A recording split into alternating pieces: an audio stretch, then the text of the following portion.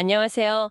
오늘 저희가 함께 깊이 파고들 자료는 마가복음 4장에 나오는 자라나는 씨의 비유에 대한 한 편의 강의입니다. 이게 사실 아주 짧은 이야기라 그냥 휙 지나치기 쉬운데요. 이 안에는 인간의 노력과 또 우리의 통제를 벗어난 어떤 신비로운 힘, 그 사이에 팽팽한 긴장감이 담겨 있더라고요. 네, 맞습니다. 이 비유가 정말 흥미로운 건 그 배치에 있어요. 바로 앞에는 그 유명한 씨 뿌리는 자의 비유가 나오잖아요. 네네. 좋은 밭이 되어야 한다는? 그렇죠. 듣는 우리 쪽의 책임이 굉장히 중요하다. 이걸 강조하죠. 그런데 오늘 우리가 다룰 이 비유는 그 관점을 그냥 180도 뒤집어 버리는 거예요. 아, 씨앗이 일단 뿌려지고 나면 그 다음부터 벌어지는 성장의 과정은 전적으로 인간의 영역 밖에 있다는 것. 이른바 하나님의 주권을 이야기하거든요. 그러니까 바로 앞에서는 내 책임이 중요해 라고 했다가 바로 뒤에선 아니 이건 네 손을 떠난 일이야 이렇게 말하는 셈이네요. 듣는 입장에서는 좀 어느 장단에 맞춰야 하나 싶을 것 같은데요. 바로 그 지점입니다. 왜 성경은 이 두 가지, 어떻게 보면 좀 모순되어 보이는 관점을 나란히 붙여놓았을까? 그 긴장감 속에 숨겨진 의미를 찾아가는 게 이번 분석의 가장 중요한 과제가 될 겁니다. 좋습니다. 그럼 먼저 이야기 구조부터 한번 짚어보죠. 정말 단순하잖아요. 어떤 사람이 땅에 씨를 뿌리고 그 다음엔 그냥 자기 일상으로 돌아가요. 밤낮 자고 깨고 하는 중에 라고. 네, 특별한 걸 하는 게 아니죠. 그런데 그가 잠든 사이에도 씨앗은 혼자 싹 트고 자라나고, 그리고 가장 결정적인 구절이 나오죠. 씨를 뿌린 그 사람조차 어떻게 그리 되는지를 알지 못하느니라. 맞아요. 알지 못한다. 네, 강의에서도 바로 그 구절을 핵심으로 꼽습니다. 이건 뭐 농업 지식이 부족하다 이런 뜻이 아니잖아요. 그렇죠. 생명이 자라나는 과정 그 자체가 인간의 이해와 통제를 초월하는 신비의 영역이다라는 선언인 거죠. 요즘처럼 모든 걸 데이터로 분석하고 결과를 예측하려는 시대에는 정말 받아들이기 힘든 개념일 수도 있겠어요. 정확히 보셨습니다. 과정은 모르겠고 그냥 내버려도 이렇게 들릴 수도 있으니까요. 그리고 그 과정에 단계가 있다는 점도 강조해요. 처음에는 싹이요, 다음에는 이삭이요, 그 다음에는 이삭의 충실한 곡식이라.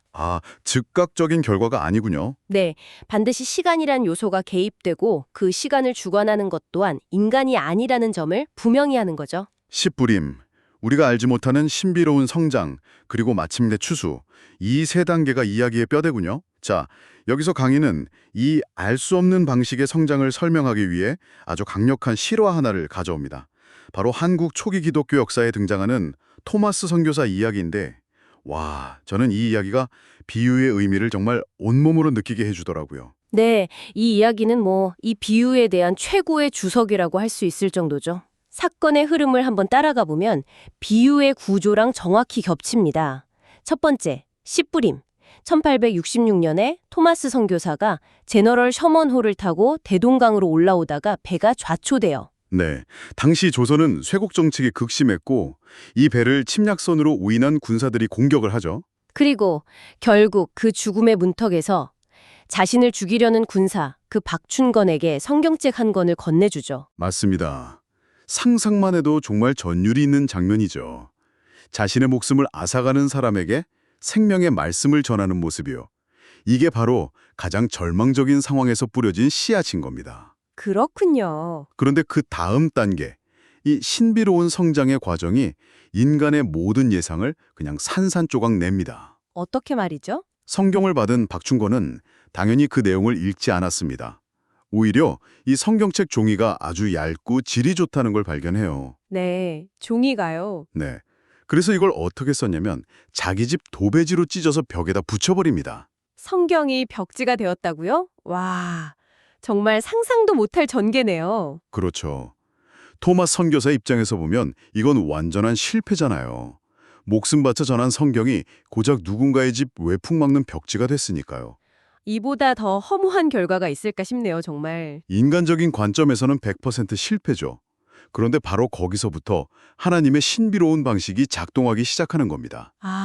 박춘권은 매일같이 벽에 붙어있는 그 한문 성경 구절들을 보게 된 거예요. 처음엔 그냥 벽에 쓰인 글자였겠죠. 그냥 무심코 봤겠네요. 네.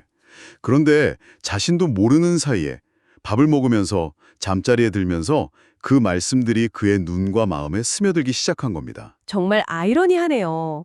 선교사는 가장 직선적인 방식으로 복음을 전하려다 죽었는데 정작 열매는 가장 간접적이고 비의도적인 방식, 그러니까 벽지로 쓰인 성경을 통해 맺혔다는 거잖아요. 바로 그겁니다. 이건 우리가 생각하는 효과적인 전도나 성공적인 사역의 공식을 완전히 깨부수는 이야기죠. 그리고 시간이 흘러서 마침내 그는 예수를 믿게 되고 그 집은 평양 최초의 교회 중 하나인 널다리골 교회가 됩니다. 와, 토마스 선교사가 뿌린 씨앗 하나가 그가 죽고 한참의 시간이 흐른 뒤에 전혀 예상치 못한 방식으로 싹을 틔우고 열매를 맺은 거죠. 이 이야기를 들으니 강의에서 했던 말이 딱 떠오르네요. 교회 이야기를 꺼내면 상대방이 싫어하니까 그가 마음을 열 때까지 기다리겠습니다라는 태도가. 네, 그 신중한 태도가 일견 합리적으로 보이지만 이 비유의 관점과는 맞지 않다는 겁니다. 하지만 현실적으로는 참 어렵지 않나요? 보통 효율을 따지잖아요. 밑 빠진 독에 물 붓기처럼 반응 없는 곳에 계속 에너지를 쏟는 걸 꺼리는데. 맞아요. 굉장히 비효율적이고 무모해 보이죠. 그런데 이 비유의 핵심은 효율이 아니라 생명력에 있습니다.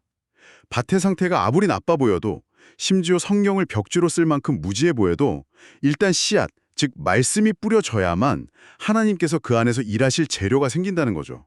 아, 우리가 밭의 상태를 보고 지레 포기하는 순간 하나님의 신비로운 역사가 일어날 가능성 자체를 우리가 차단해버리는 셈이군요. 그렇죠.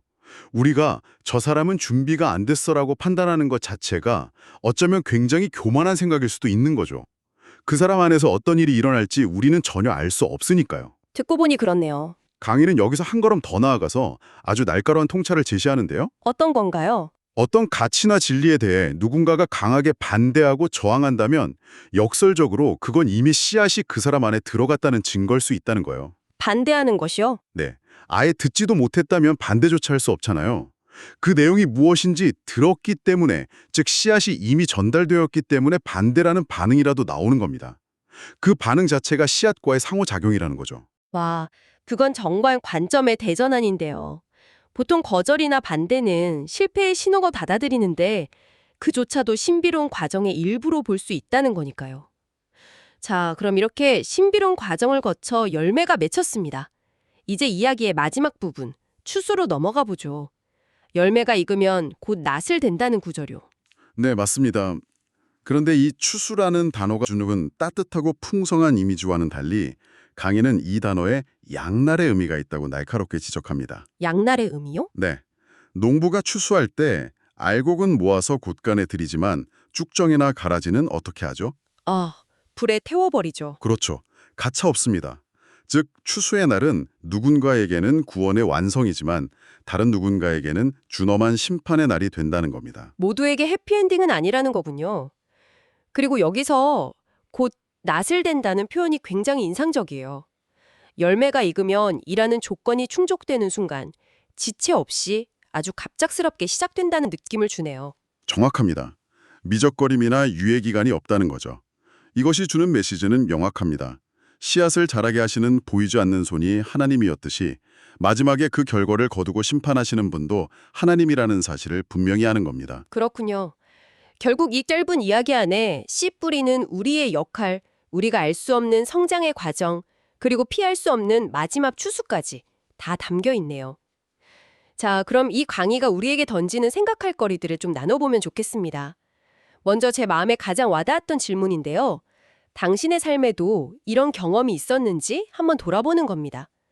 나는 특별히 애쓰지 않았고 심지어 잊고 있었는데 돌아보니 하나님께서 조용히 무언가를 성장시켜 주셨던 은혜의 순간 말이죠. 아주 중요한 질문이죠. 우리의 통제와 노력을 넘어선 성장의 경험을 기억해내는 것만으로도 큰 위로가 되니까요. 또 다른 질문은 기다림에 관한 것입니다. 비유에서 성장은 싹, 이삭, 꽉 찬 곡식이라는 단계를 거친다고 했잖아요. 시간이 반드시 필요합니다. 네, 그렇죠. 어쩌면 지금 당신의 삶에서 혹은 당신이 기도하고 있는 어떤 관계나 상황 속에서 아직 싹이나 이삭 단계에 머물러 있어 인내가 필요한 부분은 무엇인가요? 아, 그 말을 들으니 예전에 제가 했던 실수가 떠오르네요. 좋은 의도로 누군가에게 무언가를 권했는데 반응이 차가워서 아, 저 사람은 아니구나 하고 그냥 포기해버렸거든요.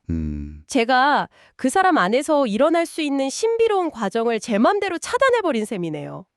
그게 이제 막 땅속에서 싹을 틔우려는 순간이었을지도 모르는데 말이죠. 우리 모두가 그런 실수를 하죠. 그래서 마지막 질문이 가장 실천적인 도전이 됩니다. 결과를 내가 통제할 수 없다면 우리가 집중해야 할 일은 씨를 뿌리는 행위 그 자체라는 것. 네. 그렇다면 이번 한 주, 결과에 대한 불안이나 조급함은 좀 내려놓고 당신이 묵묵히 뿌려야 할 말씀의 씨앗이나 사랑의 수고는 구체적으로 무엇일지 계획해보는 건 어떨까요? 거창한 게 아니어도 좋겠네요. 물론이죠. 누군가에게 건네는 따뜻한 말 한마디, 힘들어하는 동료를 위해 조용히 해주는 기도, 그런 작은 것들이 우리가 뿌릴 수 있는 씨앗이겠죠. 오늘 우리는 아주 짧은 비유를 통해 우리가 해야 할 역할과 또 우리가 신뢰해야 할 신비로운 힘에 대한 깊은 가르침을 살펴보았습니다. 씨앗을 뿌리는 건 우리의 몫이지만 그것을 자라게 하는 건 우리의 이해를 완전히 넘어서는 영역에 있다는 것. 이 균형 감각이 정말 중요한 것 같아요. 맞습니다.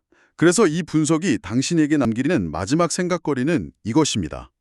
만약 우리 삶의 가장 중요하고 본질적인 성장이 비유의 표현처럼 우리가 밤낮 자고 깨는 사이에, 즉 우리가 의식하지 못하는 곳에서 일어난다면 바로 지금 이 순간에도 당신의 삶과 당신 주변의 세상 속에서 당신이 전혀 알아차리지 못하는 어떤 놀라운 것들이 조용히 자라나고 있지는 않을까요? 그 가능성을 믿는다면 우리의 일상은 이전과는 전혀 다른 의미로 다가올 겁니다.